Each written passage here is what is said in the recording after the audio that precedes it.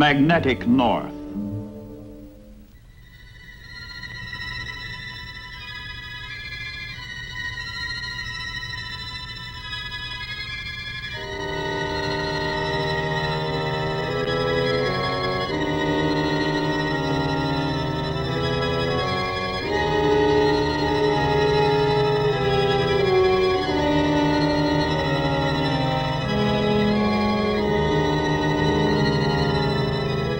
A few hours ago, and a few hours hence, over the vast, empty territory of Alaska, Americans fly tedious, repeated patrols. War has come to the wilderness, waste, void of the ultimate North.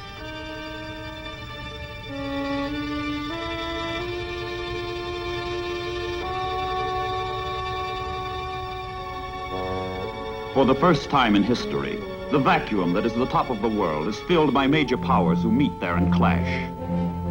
As the Earth shrinks in circumference, so do the routes that link allies together.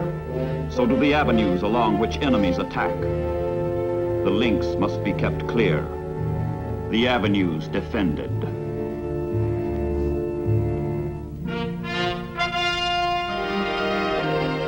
After Dunkirk, while Englishmen stand at bay, marshalling their strength, they strike to the north.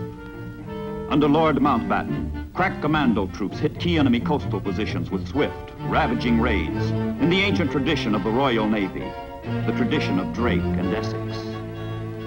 In March of 1941, a commando force works its way through tortuous Arctic waters to stab at the Lofoten Islands off German-occupied Norway. Fish oil tanks, factories, and installations crucial to the enemy war machine are marked for destruction. The creed of the commandos? Plan thoroughly, strike boldly, retire swiftly.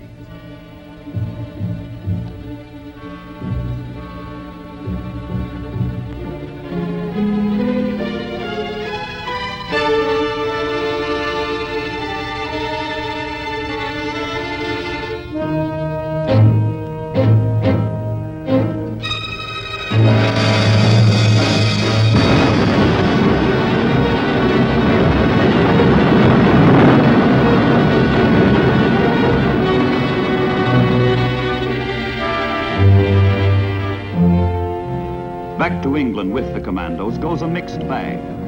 Local quislings and captured German officers.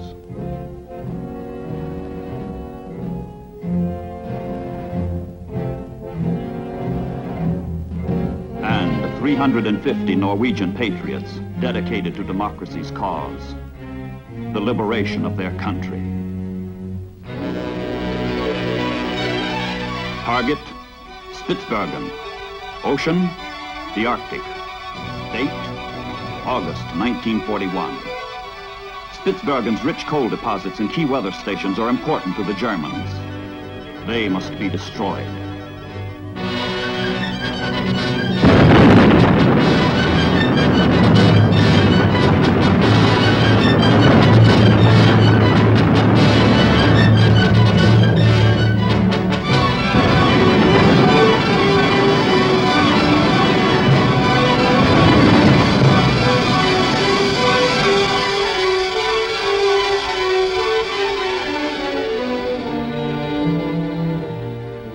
The magnetic North draws raids of increasing scope and violence. A powerful commando force strikes at Norway's Vogso Island in December 1941 to weaken the enemy hold and reduce his power over the sea lanes of the Arctic, which connect England and the United States with Soviet Russia, now an ally. But Vogso is heavily fortified, and stubborn German defenders fight back.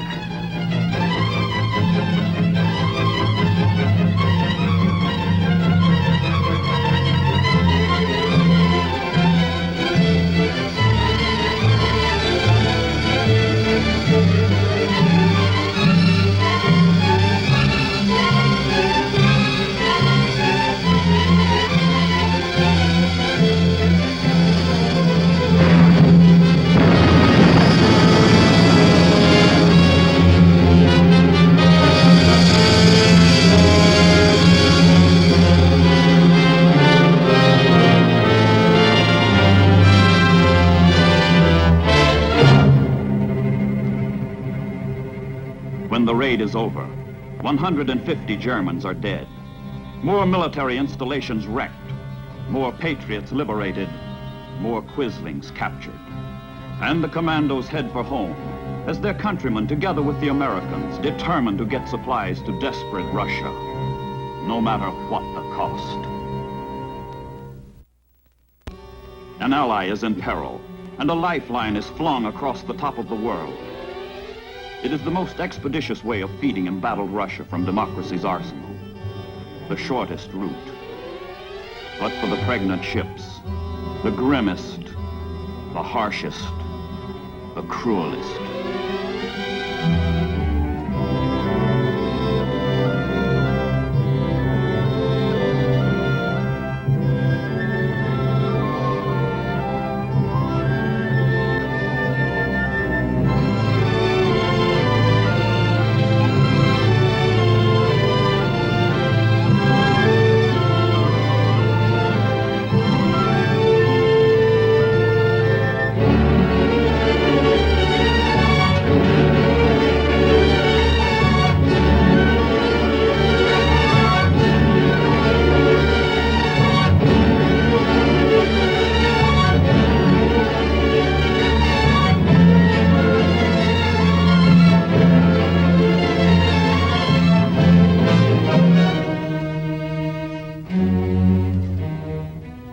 German air bases in Norway and Finland, detailed reports on convoy movements come in from long-range reconnaissance planes. The Nazis have a magnificently effective plan to change the color of the Arctic from white to red.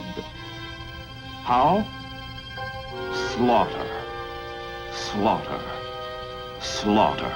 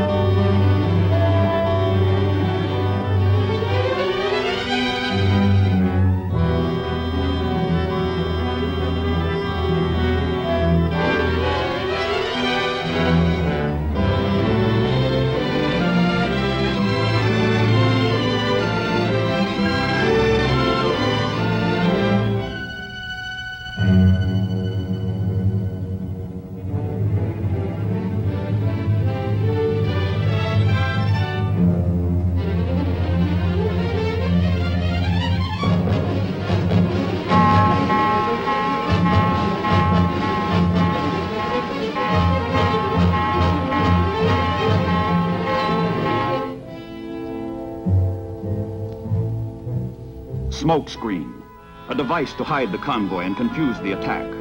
Any and all means of defense must be taken against the terror about to strike. High-level bombers and low-level bombers, torpedo planes and strafing planes, submarines, the entire holocaust of Nazi fury.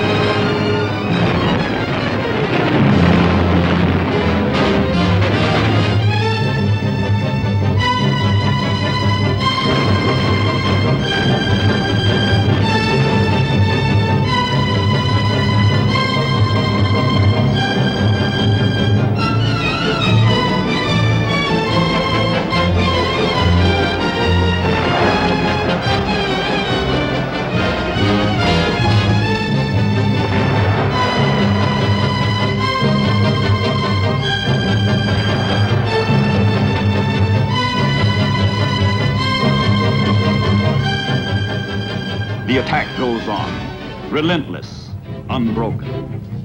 But while the convoy reels under the slugging, more death is on the way.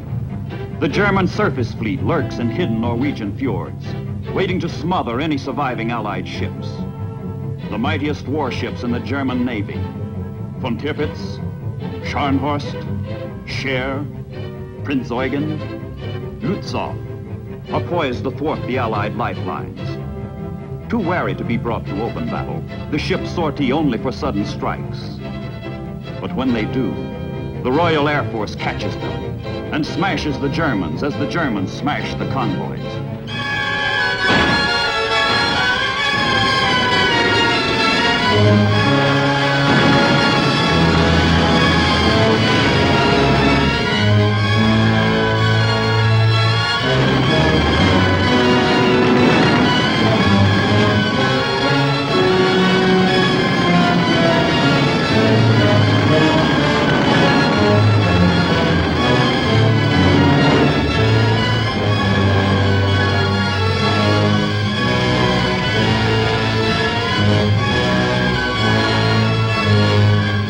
Now the Germans reel in the seesaw struggle for the Arctic, but the Murmansk convoys come close to full disaster. The German attacks continue around the clock, continue for days on end. If the Germans can choke off the flow of supplies to Russia, munitions, oil, food, machinery, guns, planes, tanks, trucks, the bleeding Red Army may collapse. The entire Allied cause may face defeat. The battle is in balance, and Goering's Luftwaffe spares nothing to tip the scales.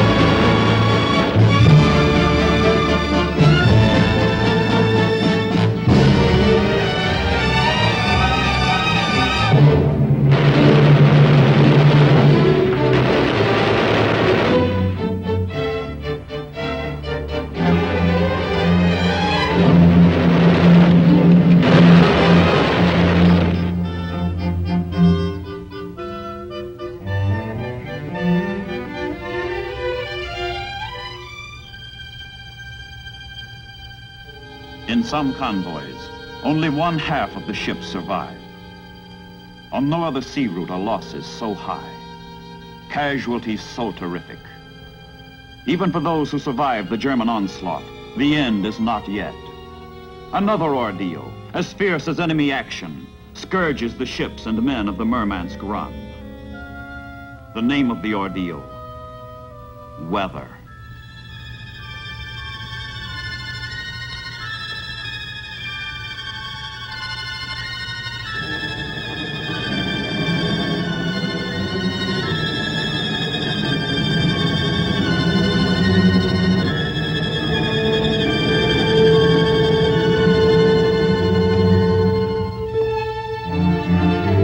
Murmansk, the goal, journey's end.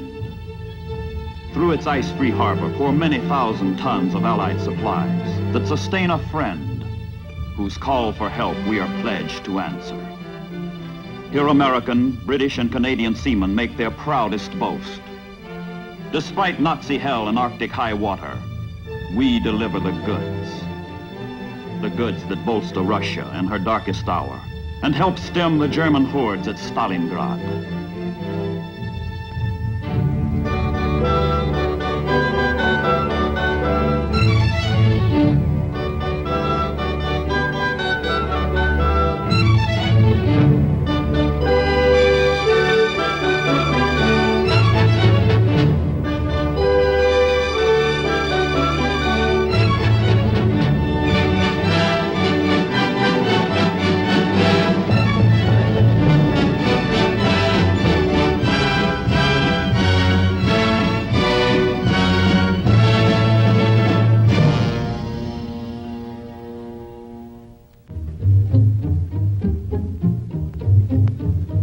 In miserable Murmansk, the suspicious Russians restrict the movements even of their own allies.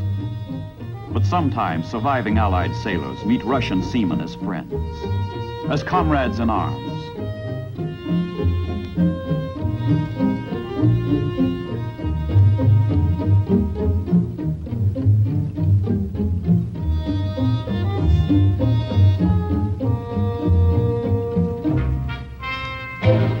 Directly across the North Pole, the United States faces the Soviet Union on the Bering Sea, where the Aleutians stretch 1,000 miles toward Asia. Here, too, contact is made with the Russians.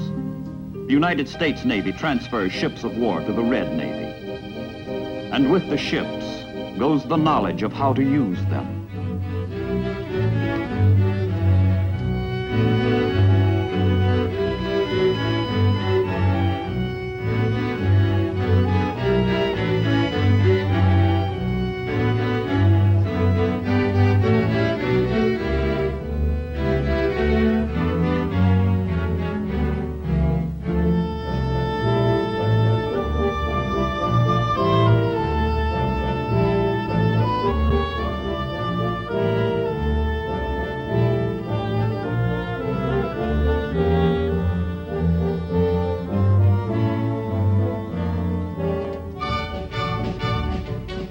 Speeches, ceremony, full-dress formality attend the transfer of the warships from one flag to the other.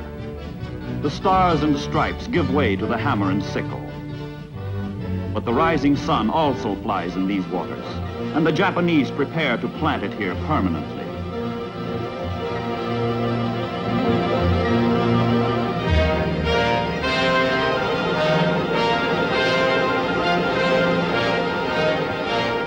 The top of the world is a Japanese target, and she pinpoints Attu and Kiska for invasion as part of her overall strategy in the Pacific.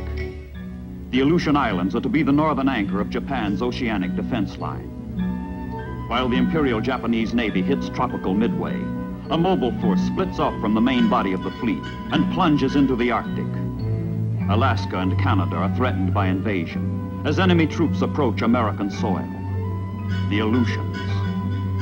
Prophets of war have warned. One day Japan will seek to invade America through the Aleutians. The Japanese have come.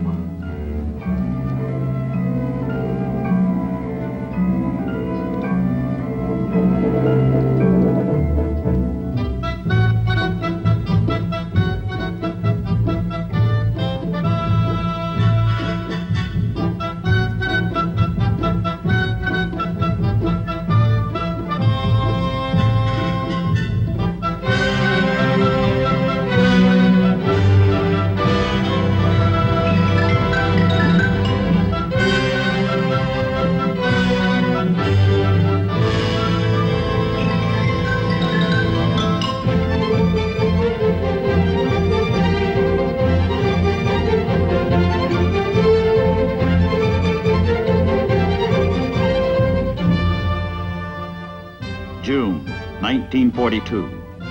Attu occupied, without opposition. Kiska occupied, without opposition. 10 forlorn Americans are captured at the Kiska weather station. At scattered, dreary, undermanned bases, like Dutch Harbor in the eastern Aleutians, American pilots brave the world's worst flying weather to harass and reconnoiter the Japanese. Their mission is to neutralize the enemy on Attu and Kiska, cut off his supplies and make the islands worthless, until men and ships can be gathered to recapture them. Attu and Kiska in Japanese hands menace the United States, but in American hands they will threaten Japan. Both sides fear attack by way of the Aleutians. Each side seeks to block the other.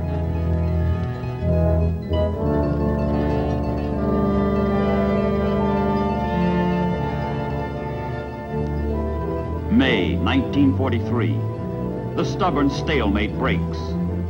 From Cold Harbor in Alaska, an assault force of 29 warships and transports set sail for Attu. It is America's third amphibious strike of the war. North Africa succeeded. The Guadalcanal landing was a success. But now the ships grope their way through navigational hazards unmatched in all the seven seas. Treacherous currents, uncharted rocks, continual fog, raging storms.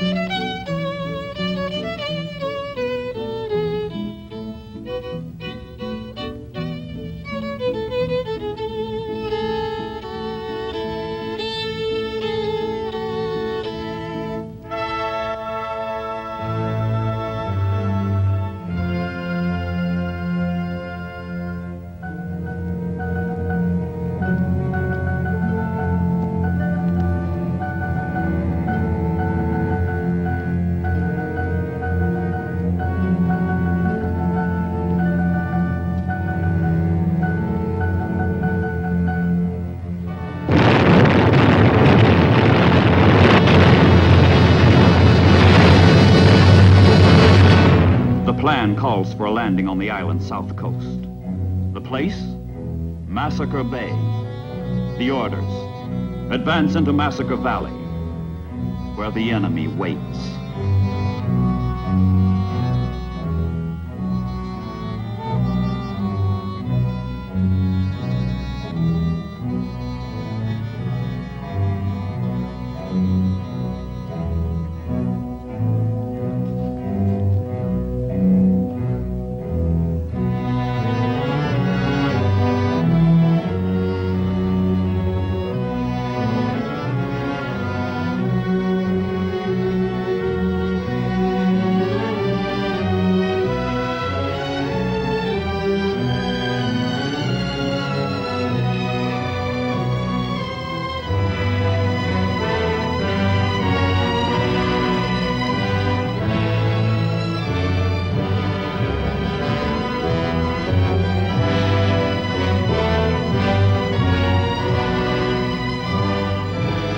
Soldiers of the 7th Division, trained for desert fighting, find themselves at war in a freezing hell where an invisible enemy defends himself with suicidal courage.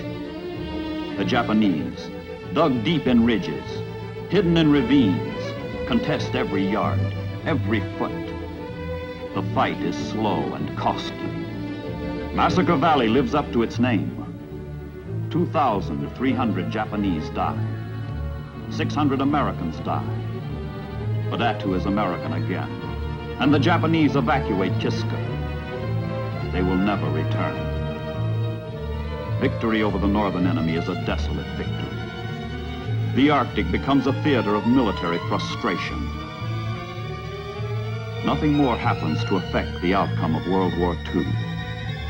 Up where the willow whips with bone-piercing chill, and the skies are eternally gray.